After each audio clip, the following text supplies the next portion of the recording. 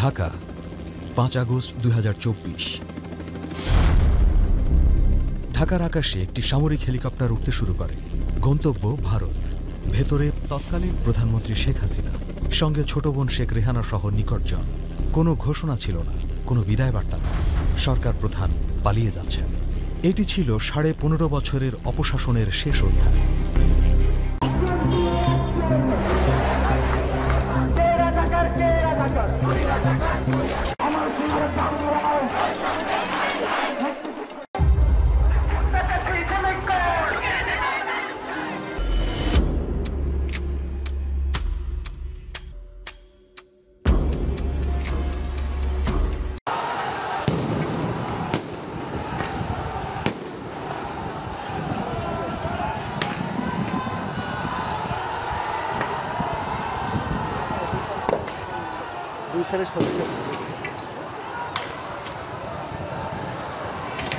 ছাত্র জনতার অভূতপূর্ব এক গণ অভ্যুত্থান, বাংলাদেশে একটি গণতান্ত্রিক গণ অভ্যুত্থান যা 2024 সালের 5 জুন থেকে 5 আগস্ট পর্যন্ত অগণিত প্রাণ বিসর্জন দেওয়ার মধ্য দিয়ে বিগত 16 বছরের স্বৈরাচারী শাসনের অবসান ঘটিয়েছে।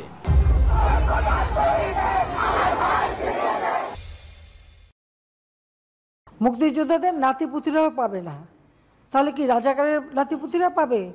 সেটা আমার প্রশ্ন, দেশবাসীর কাছে প্রশ্ন, যে রাজাকারের নাতিপুতিরা সবকিছু পাবে, মুক্তিযোদ্ধারা পাবে না।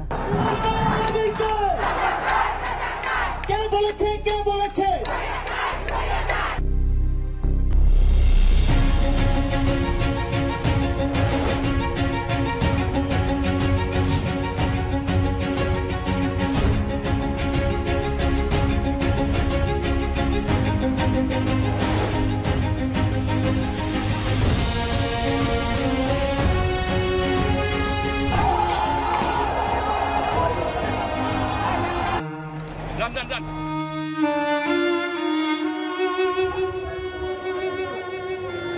বয়স দেখছেন না, অল্প বয়স।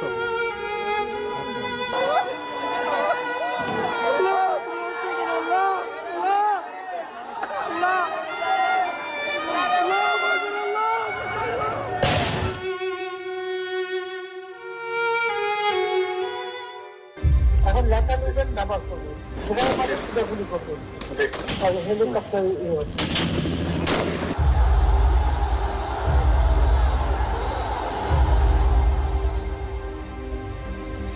আপনজন হারাবার বেদনা যে কত কষ্টে, তা আমার থেকে আর কে বেশি জানে। 2009 সালের 25 ফেব্রুয়ারি পিলখানায় সেদিন সময় যেন থমকে দাঁড়ায়। রহস্যে মোড়া এক ট্র্যাজেডি। সেদিন নিভে যায় 74টি তাজা প্রাণ, যাদের মধ্যে ছিলেন 57 জন বীর সেনা কর্মকর্তা। বাংলাদেশের হৃদয়ে চিরক্ষত রেখে যায় সেই দিনটি। 2011 সালের 10 মে বাংলাদেশের ইতিহাসে এক মোড় ঘোরানো দিন। সুপ্রিম কোর্টের রায়ে বাতিল হলো তত্ত্বাবধায়ক সরকার ব্যবস্থা। আইনের কাগজে মোড়ানো সেই রায়ে মুছে গেল মানুষের ভোট অধিকার। 2012 সালের 17 এপ্রিল ঢাকার বনানী থেকে গুম হন সিলেট জেলা বিএনপির কেন্দ্রীয় সাংগঠনিক সম্পাদক এম ইলিয়াস আলী।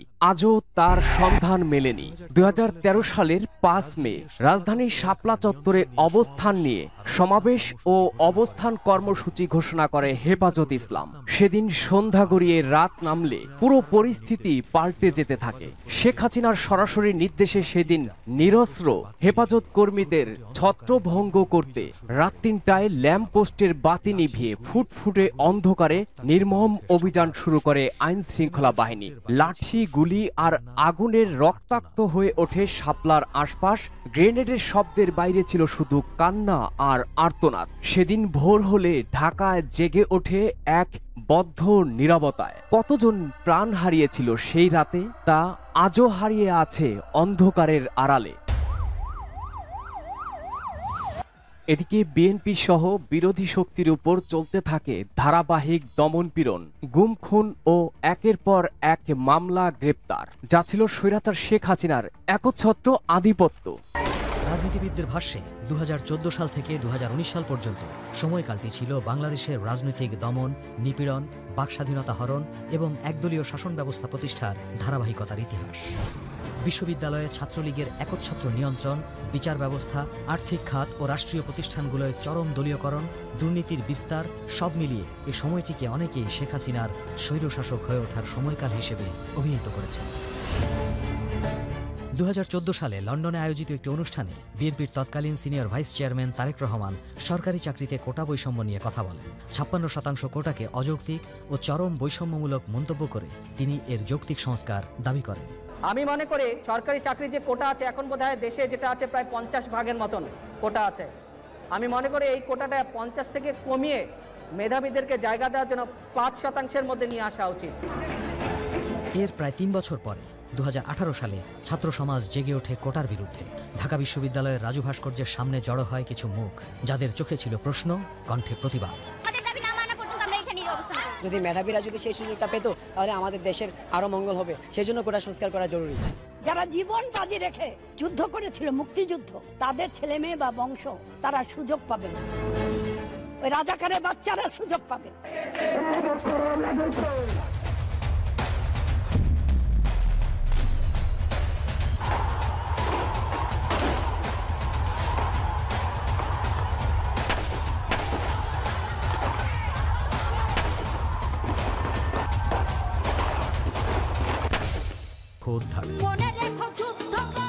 যা রাজনৈতিক দমনপীড়ন, নির্বাচনবিহীন শাসন, রাষ্ট্রীয় চরম স্বেচ্ছাচারিতা চর্চার কাজ।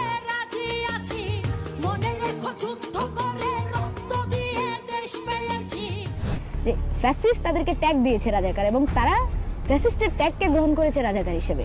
তুমি কে আমি কে রাজাকারের সাথে তারা যুক্ত করেছে যে কে বলেছে স্বৈরাচার স্বৈরাচার। So it was a good defence.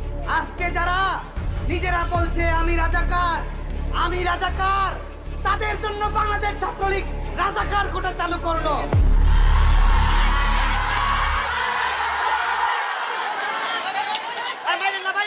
রংপুরে পুলিশের গুলিতে শহীদ হন বেগম রোকেয়া বিশ্ববিদ্যালয়ের শিক্ষার্থী আবু সাইদ।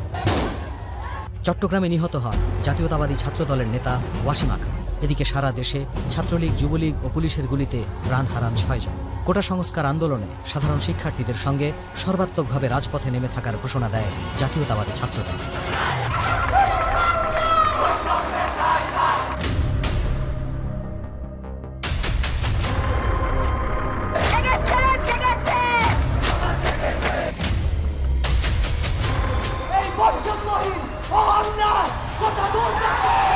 আমরা চাই অতি শীঘ্রই এই কোটা সমস্যার সমাধান হোক এবং একটা সুষম রাষ্ট্রের প্রতিষ্ঠা হোক।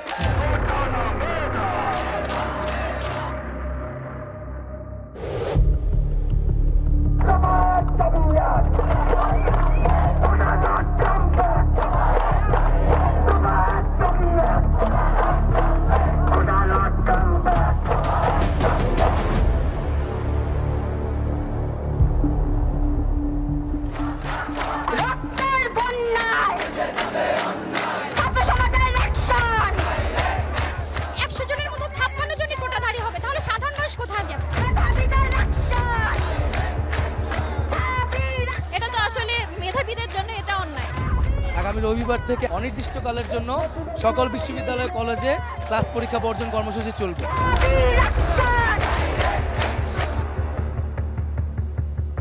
প্রতিটি পয়েন্টে কলেজ এবং বিশ্ববিদ্যালয়ের শিক্ষার্থীরা নেমে আসবেন এবং বাংলা পকেট কর্মসূচিকে সফল করবেন।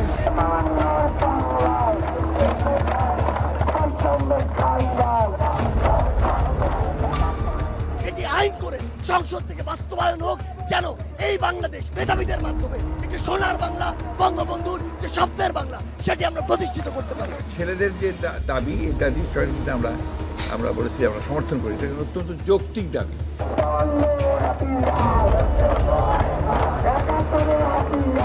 আমাদের যত শিক্ষার্থী প্রতিনিধি রয়েছে তাদের সাথে সমন্বয় করব, গণসংযোগ করব, করে আমরা বুধবার কঠোর কর্মসূচি দিব।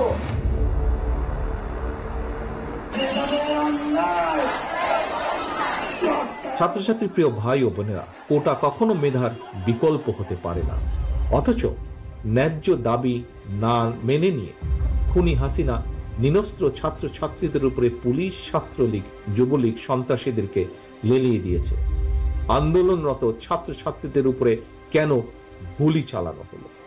আমি এই হত্যাকাণ্ডের তীব্র নিন্দা জানাই। মানুষের রক্ষায় হোক এই মুহূর্তের স্লোগান দফা 1, দাবি 1, খুনি হাসিনার পদত্যাগ। ঢাকা সহ সারা দেশের বিভিন্ন এলাকায় ছাত্র বিক্ষোভ, সড়ক মহাসড়ক অবরোধ, গায়েবানা জানাজা, কফিন মিছিল এবং দফায় দফায় সংঘর্ষ ও পাল্টাপাল্টি হওয়ার ঘটনা ঘটে। এক দফা দাবিতে সকাল সন্ধ্যা সারা দেশে ব্লকেট কর্মসূচি পালিত হবে।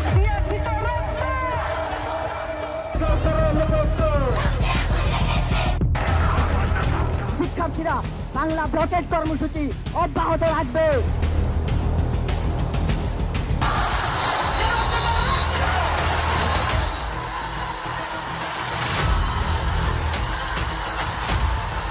আমরা চাচ্ছি জরুরি অধিবেশন ডেকে সংসদে এই আইন পাস করতে হবে, তার এখন আমরা রাজপথে থাকবো। আমাদের যে সংগ্রামী বোনেরা ছিল তাদেরকে হামলা করা হয়েছে, অনেকে আহত হয়ে টাইগার বাগ মোড়ে পড়ে আছে। আগামীকাল বিকাল 4টায় সারা দেশের সকল ক্যাম্পাসে বিক্ষোভ মিছিল ও সমাবেশ অনুষ্ঠিত হবে। আগামীকাল আমাদের কর্মসূচি থাকবে মহামান্য রাষ্ট্রপতি বরাবর স্মারকলিপি প্রদান এবং গণপদযাত্রা। প্রফেশনাল আন্দোলনকারীরা এই খোলা পানিতে মাছ শিকার করার জন্য রাজপথে রয়েছে। এদের ডিমান্ড যেটা আছে আমরা শুনবো, কিন্তু শোনারও একটা লিমিট বোধহয় থাকে, তারা বোধহয় এগুলি ক্রস করে যাচ্ছে।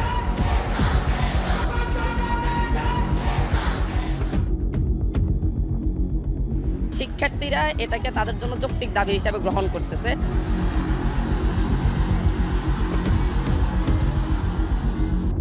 যত বাধা আসছে, আন্দোলনের মাত্রা, তীব্রতা, ছাত্রদের অংশগ্রহণ অতীতের সব রেকর্ডকে ছাড়িয়ে যাচ্ছে। 24 ঘন্টার মধ্যে একটা দৃশ্যমান পদক্ষেপ নেওয়া হোক এবং আমাদের সাথে আমাদের যে দাবি সেই দাবি পূরণ করা হোক। মুক্তিযুদ্ধের সন্তান নাতিপুতিরা কেউ মেধাবী না, যত রাজাকারের বাচ্চারা নাতিপুতি হলো মেধাবী, তাই না?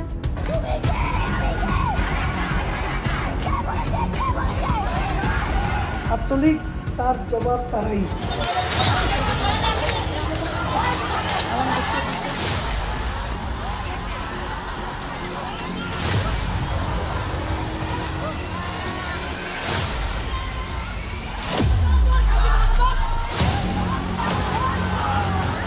ছাত্রলীগের ক্যাডার বাহিনী আছে, তারা আমাদের উপর আক্রমণ চালিয়ে যাচ্ছে। সাধারণ শিক্ষার্থীদের কাছে তারা জিম্মি করে রেখেছে।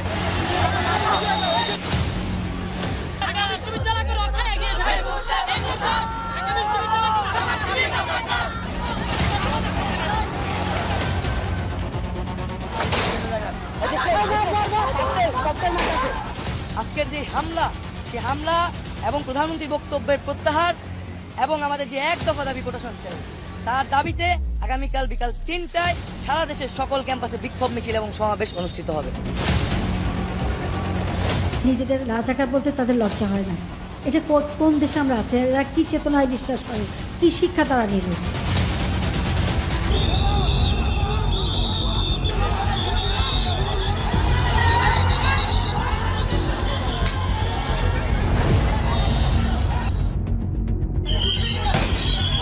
মার্চ কালো রাতে যেভাবে মানুষ খুন হয়েছিল, আমরা গতকালকে এরকম জানের ভয় রাস্তায় রাস্তায় ঘুরছি।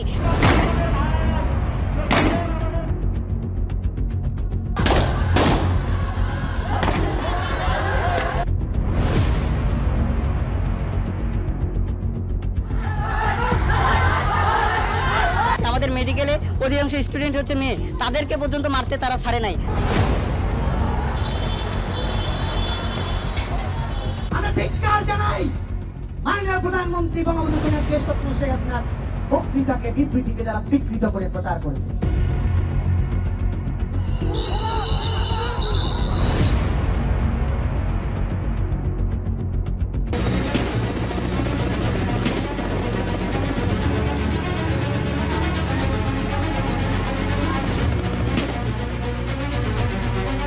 আমার বোন যে মাইরা দিলি, তোর ঘরেরটা মারতি তুই, তোর না দেখা মাইরা দিলি, নিজে রইলে পারতি তুই। শহীদ হইল আবু সাইদ, এরপর গেল আসিফো, রাফি গেল, তার উপরে গেল ওয়াসিম আদনানো। সোনার বাংলা রয়ে যাইব সোনার ছেলে বাদদাগো, কাপুরুষের পরিচয় তগো বইজা রাখছি মাদদাগো। স্বাধীন বাংলা কইছে খালি বাংলা, আর স্বাধীন হয় নাই দেশটা কারো বাপে রেখা, ওর বাপে কইয়া যায় নাই।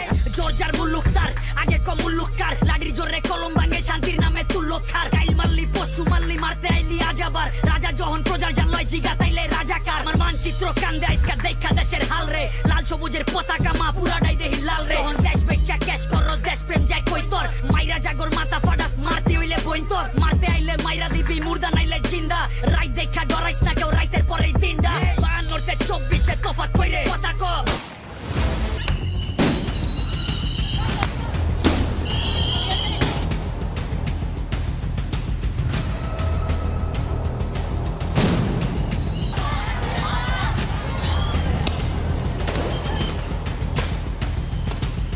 এই সাহস পুলিশ কোথায় পেল? পুলিশকে এই ক্যাম্পাসে ঢোকার অনুমতি কে দিল? জানাজার পর আমরা চলে যাচ্ছি না, তাহলে আমাদের উপর কেন অ্যাটাক করা হলো? এই আক্রমণের জবাবদিহিতা কে দিবে? আমাদের ভাইকে কেন হত্যা করেছে এই প্রশ্নের উত্তর যদি আবার হত্যা হয় তাহলে সেই সরকার কি? রংপুরের যে ছেলেটা তার আত্মবিশ্বাস ছিল যে পুলিশ অন্তত গুলি করবে না, এটা মৃত্যুদণ্ডযোগ্য অপরাধ, অবশ্যই এই অপরাধে বিচার করতে হবে। বলি বাংলাদেশের সীমান্ত কি এখন শাহবাগ পর্যন্ত এসে ঠেকেছে? ডিসি স্যার যেহেতু ছিলেন না, আমরা প্রক্টরকে জানিয়ে এসেছি যে শিক্ষার্থীদেরকে জোর করা যাবে না। সর্বোচ্চ আদালতের রায় আসা পর্যন্ত ধৈর্য ধরে অপেক্ষা করার জন্য আমি সকলকে বিশেষভাবে অনুরোধ জানাচ্ছি। বাইতুল মোকাররম মসজিদে বিএনপির গায়েবানা জানাজায় বাধা দেয় আইন শৃঙ্খলা বাহিনী।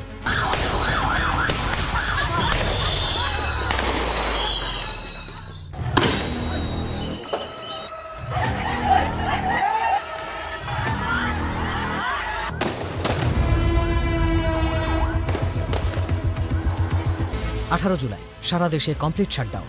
শহরের অন্যতম প্রধান অবকাঠামো মেট্রো রেল অনির্দিষ্টকালের জন্য বন্ধ করে দেয়া হয়। বিএনপি ও তারেক রহমান জানান, খুনি হাসিনার খুনি বাহিনী সারা দেশে রক্তাক্ত কারবালায় পরিণত করেছে। কোটা সংস্কার আন্দোলনের বীর শহীদদের রক্ত বৃথা যাবে না ইনশাল্লাহ, বৃথা যেতে আমরা দেব না ইনশাল্লাহ। আমি পরিষ্কারভাবে বলতে চাই, ছাত্রছাত্রীদের বুকে আর একটি গুলিও চালাবেন না। রাত 9টার দিকে ইন্টারনেট সার্ভিস প্রোভাইডার ও ক্যারিয়ারগুলোকে ইন্টারনেট পরিষেবা বন্ধ রাখার নির্দেশ দেওয়া হয়।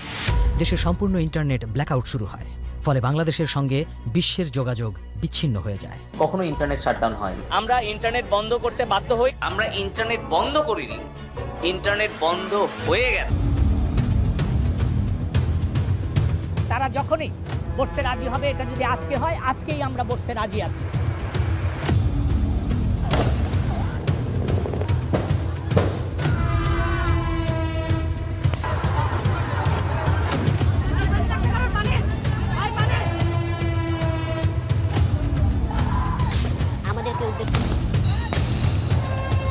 প্রায় 20 ঘন্টা পেরিয়ে গেছে।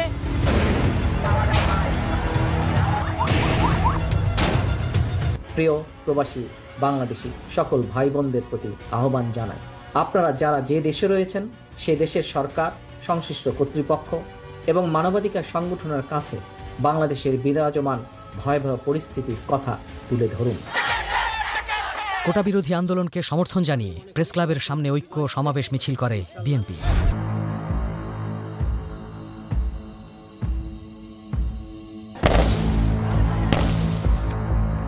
জুমার নামাজের পর থেকে কিন্তু এই চলমান সংঘর্ষ অনেক বেশি স্পষ্ট হয়েছে।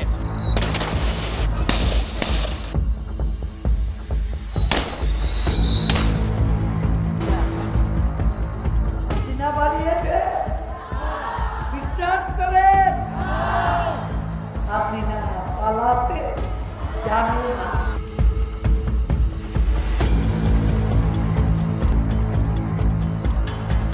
বৈষম্য বিরোধী ছাত্র আন্দোলন ঘোষিত কমপ্লিট শাটডাউন কর্মসূচির প্রতি আমাদের অব্যাহত পূর্ণ সমর্থন আবারও ঘোষণা করছি।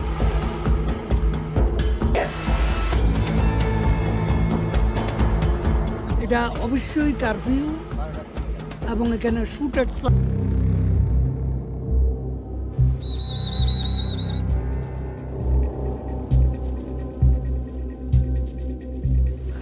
শহীদের রক্ত মারিয়ে এসে আমরা কোনো সংলাপ করতে পারি না। 25 জুলাই শেখ হাসিনা মেট্রো স্টেশন পরিদর্শন করে কান্নায় ভেঙে পড়েন। আমি এর নিন্দা করার ভাষা পাচ্ছি। এলাকা ভাগ করে সারা দেশে ব্লক রেড চালায় আইন শৃঙ্খলা বাহিনী। সাধারণ শিক্ষার্থী, ছাত্রদল, যুবদলের নেতাকর্মী সহ গ্রেফতার করা হয় ৬,২৬৪ জনকে। বৈষম্য বিরোধী ছাত্র আন্দোলনের সমন্বয়ক কয়েকজনকে তুলে নেয় ডিবি। এ সময় প্রতিদিনই বাড়ছে নিহতের সংখ্যা। ঘরে ঘরে চলছে সন্তান স্বজনহারা পিতামাতা আত্মীয়দের আর্তনাদ। হাজারো মানুষকে খুন করে প্রায় 1.5 লক্ষ মানুষকে আহত করে লাখো কোটি পরিবারের শান্তি বিনষ্ট করেও খুনি হাসিনার কোনোই অনুতাপ নেই। অথচ রেলের ভাঙা কাজ দেখে গণহত্যাকারীর চোখে কুমিরের কান্না। আসুন সবাই মিলে গণহত্যাকারী খুনি হাসিনার খুনি সন্ত্রাসী বাহিনীর বিরুদ্ধে রাজপথে চূড়ান্ত প্রতিরোধ গড়ে তুলি। নির্দেশনা একটাই, দাবি একটাই, দফা 1, দাবি 1, খুনি হাসিনার পদত্যাগ। যদি তুমি ভয় পাও তবে তুমি শেষ, যদি তুমি রুখে দাঁড়াও তবেই তুমি বাংলাদেশ। 28 জুলাই ডিবির হেফাজতে থাকা বৈষম্য বিরোধী ছাত্র আন্দোলনের 6 জন সমন্বয়ক এক ভিডিও বার্তায় সব কর্মসূচি প্রত্যাহারের ঘোষণা দেন। আমাদের প্রধান দাবি ছিল কোটার যৌক্তিক সংস্কার, যা ইতিমধ্যে সরকার পূরণ করেছেন। এখন শিক্ষার সুষ্ঠু পরিবেশ নিশ্চিত করার লক্ষ্যে দ্রুত শিক্ষা প্রতিষ্ঠান খুলে দেওয়ার জন্য সরকারের প্রতি জোর আহ্বান জানাই। সার্বিক স্বার্থে আমরা এই মুহূর্তে থেকে আমাদের কর্মসূচি প্রত্যাহার করছি। নির্যাতন করে, অস্ত্রের মুখে চিহ্নি করে, ভয় ভীতি দেখিয়ে তাদেরকে বাধ্য করে একটি জোরপূর্বক স্টেটমেন্ট নেওয়া হয়েছে। এভাবে স্টেটমেন্ট আদায় করার প্রতিবাদে আগামীকাল বৈষম্য বিরোধী ছাত্র আন্দোলনের পক্ষ থেকে সারা দেশে ছাত্র জনতার বিক্ষোভ কর্মসূচি ঘোষণা করছি। আগামীকাল দেশব্যাপী শোক পালন করা হবে।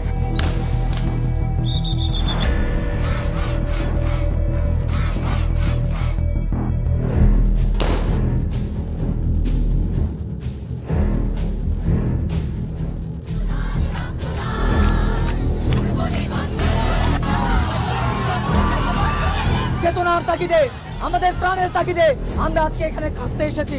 আমাদের কান্না করারও কি সুযোগ নাই? ছাত্ররা শুধু একা নয়, এদেশের সমস্ত বুদ্ধিজীবী, প্রগতিশীল বুদ্ধিজীবীরা তাদের সাথে আছে। যেভাবে পারে যে পারে যেন এই গুলিটা থামানোর চেষ্টা করা হয়। আমরা আমাদের সন্তানদের রক্ষা করার জন্য এসেছি।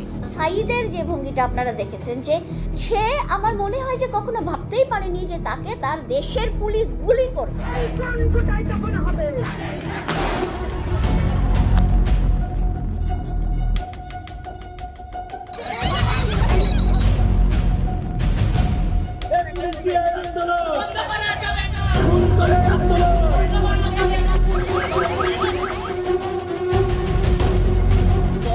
তুলে নিয়ে যাচ্ছে, এটা কোন ধরনের জাস্টিস? এসে দাঁড়িয়েছে আমার বোন, ভাই, তাদেরকে তুলে নেওয়া হবে কেন?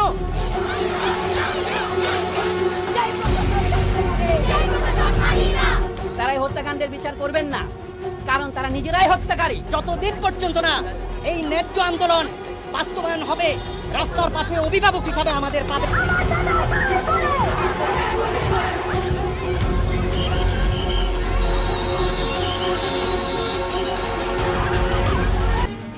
জুলাই শেষ হয়নি, আজ 32 জুলাই ব্যাপকভাবে প্রচারিত হয় এই বার্তা। গোয়েন্দা পুলিশের হেফাজতে থাকা বৈষম্য বিরোধী ছাত্র আন্দোলনের 6 সমন্বয়ককে ছেড়ে দেওয়া হয়।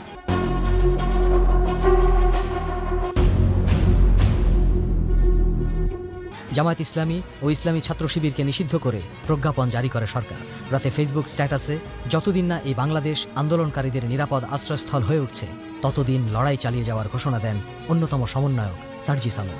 2 ও 3 আগস্ট, 33 এবং 34 জুলাই কোটা সংস্কার আন্দোলনের মধ্যে হত্যাকাণ্ডের বিচার, গ্রেপ্তারকৃতদের মুক্তি, কারফিউ প্রত্যাহার ও শিক্ষা প্রতিষ্ঠান খুলে দেওয়ার দাবিতে শুক্রবার 33 জুলাই জাতীয় প্রেস ক্লাব থেকে কেন্দ্রীয় শহীদ মিনার পর্যন্ত দ্রোহযাত্রা কর্মসূচিতে অংশ নেয় হাজারো মানুষ।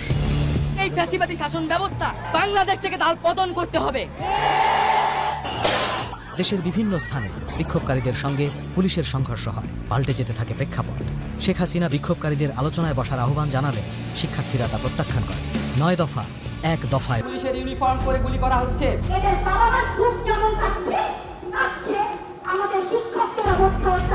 প্রতিনিয়ত আমার মানবাধিকার লঙ্ঘন হচ্ছে। আমাদের মোবাইল দেখবে কিনা সেই ভয়ে আতঙ্কিত হয়ে আছি। প্রতিটি ফোঁটা রক্তের হিসাব নিতে হবে। দেশটাকে যে কারাগার বানানো হচ্ছে, এটার অবসান ঘটাতে হবে। এবার যদি আমরা বিচার না পাই তাহলে বাংলাদেশ থেকে বিচার শব্দটা হয়তো একদম উঠে যেতে হবে।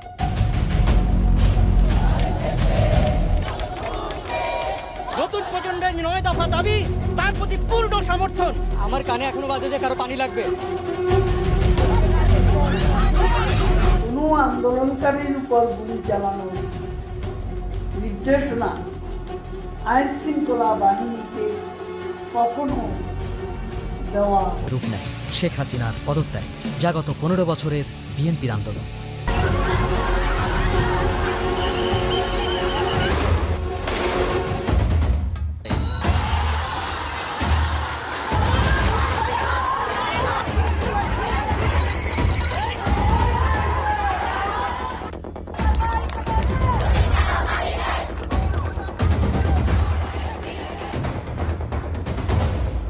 মানুষের মুখে মুখে আজকে আওয়াজ উঠেছে, খুনি সরকার গদি ছাড়।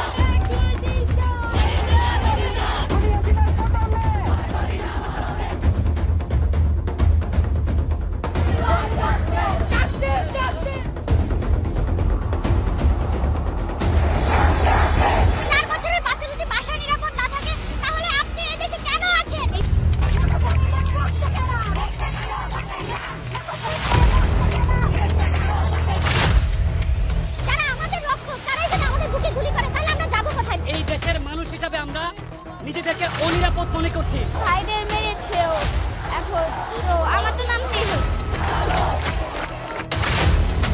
তারুণ্য সিদ্ধান্ত নেবে কেমন হবে আমাদের পরের বাংলাদেশ। আমাদের এক দফাটি হলো শেখ হাসিনা সহ এই সরকারের পতন এবং চাষিবাদের ছিল। জুলাই 4 আগস্ট রবিবার সর্বাত্মক অসহযোগ আন্দোলন শুরু হয় দেশে। আওয়ামী লীগ কর্মীদের সঙ্গে বিক্ষোভকারীদের সহিংস সংঘর্ষ শুরু হয়। সারা দেশে বিক্ষোভকারী, পুলিশ ও আওয়ামী লীগের সমর্থক সহ অন্তত 100 জনের মৃত্যুর খবর আসে গণমাধ্যমে। শক্ত হাতে নাশকতাকারীদের প্রতিহত করার নির্দেশ দেন প্রধানমন্ত্রী শেখ হাসিনা। আমরা একটা গ্রেটার এনিমি ফেস করছি, যারা ধ্বংসাত্মক। গুলি করে করে লাশ নামানো লাগছে, কিন্তু গুলি করলে মরে একটা, আহত হয় একটাই যায়, স্যার বাকিটি যায় না। এই হলো স্যার সবচেয়ে বড় আতঙ্কের এবং দুশ্চিন্তার বিষয়। বিএনপি বুঝতে পেরেছিল যে আওয়ামী লীগ ফ্যাসিস্ট সরকার দেশে এখন গণহত্যা চালাবে, তাই তারেক রহমান এক ভিডিও বার্তায় দেশবাসীকে সতর্ক থাকার আহ্বান জানান। আজ আপনি ঘর থেকে যদি বেরিয়ে না আসেন, তাহলে খুনি হাসিনা এই গণহত্যা বন্ধ করবে না। আজ এই লাশের মিছিল দীর্ঘ থেকে দীর্ঘতর হবে। অভিভাবক সকলের প্রতি আমার বিনীত আহ্বান, আপনারা দলে দলে রাজপথে নেমে আসুন। বৈষম্য বিরোধী ছাত্র আন্দোলন ঘোষিত কর্মসূচি সর্বাত্মকভাবে সফল করুন। যার যা কিছু আছে, যে অবস্থানে যেখানেই আছেন, তাই নিয়ে প্রতিরোধ গড়ে তুলুন। সতর্ক থাকুন, খুনি হাসিনার বিদায় এখন মাত্র সময়ের ব্যাপার। শাহবাগ, ঢাকা বিশ্ববিদ্যালয় ক্যাম্পাস, সায়েন্স ল্যাব দখলে নেয় ছাত্র জনতা।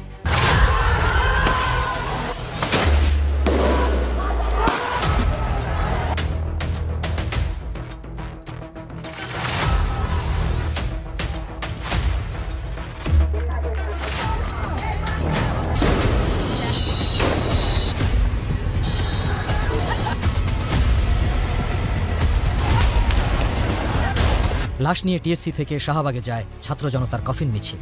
অনেকটা হঠাৎ করে 6 আগস্টের মার্চ টু ঢাকা কর্মসূচি এগিয়ে এনে 5 আগস্ট ঘোষণা দেয়া হয়। আগামীকাল 5ই আগস্ট সারা দেশের মুক্তিকামী জনতাকে ঢাকার উদ্দেশ্যে রওনা হওয়ার জন্য আমরা আহ্বান জানাচ্ছি।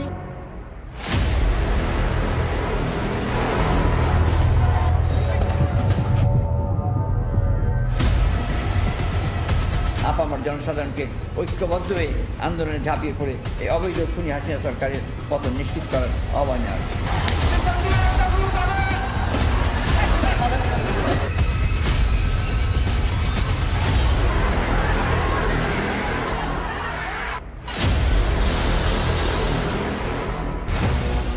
জুলাই 5 আগস্ট সোমবার ক্যালেন্ডারে নেই, কিন্তু ইতিহাসে অমর। আগের রাতে দেশ জুড়ে ছড়িয়ে পড়ে গুজবের ঝড়। কারফিউ, গ্রেফতার, গুম সবকিছুর আশঙ্কায় স্তব্ধ ছিল রাজধানী। কিন্তু গুজবের রাত পেরিয়ে 5 আগস্ট যেন নিয়ে এলো নতুন দিনের আলোর বার্তা। ঢাকার বিভিন্ন প্রান্তে জড়ো হতে থাকে হাজারো ছাত্র জনতা। কারফিউকে অমান্য করে তারা পা রাখে রাজধানীর বুকে। ঢাকার সব প্রবেশ মুখে শক্ত অবস্থানে পুলিশ।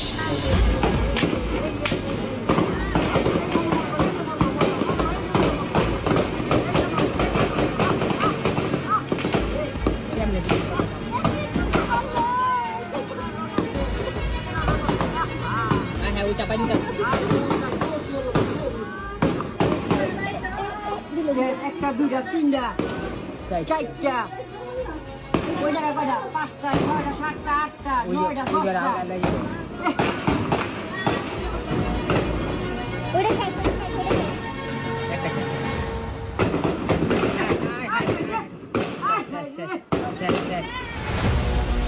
আন্দোলন দমাতে আরও বেশি শক্তি প্রয়োগে বিভিন্ন বাহিনীর শীর্ষ কর্মকর্তাদের চাপ দেন শেখ হাসিনা। বেলা 11টার পর ঢাকার প্রবেশ মুখে আর ঠেকানো যায়নি জনতার ঢল। সরকার কারফিউ জারি করেছিল ভয়ের দেয়াল তুলতে, কিন্তু সেই দেয়াল ভেঙে জনগণে এগিয়ে গেল ইতিহাস গড়তে। পুরো জাতি দম বন্ধ করে অপেক্ষা করে। এর কিছুক্ষণ পরেই দুপুর 3টায় দেশের প্রায় প্রতিটি টেলিভিশনের পর্দায় দেখা যায় সেই কাঙ্ক্ষিত মুহূর্ত। সামরিক হেলিকপ্টারে পালিয়ে যাচ্ছেন শেখ হাসিনা।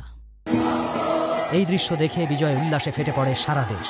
গণভবন, সংসদ ভবন, প্রধানমন্ত্রীর কার্যালয় সবই তখন জনগণের দখলে। দেশ জুড়ে ছড়িয়ে পড়ে দ্বিতীয় স্বাধীনতার আনন্দ।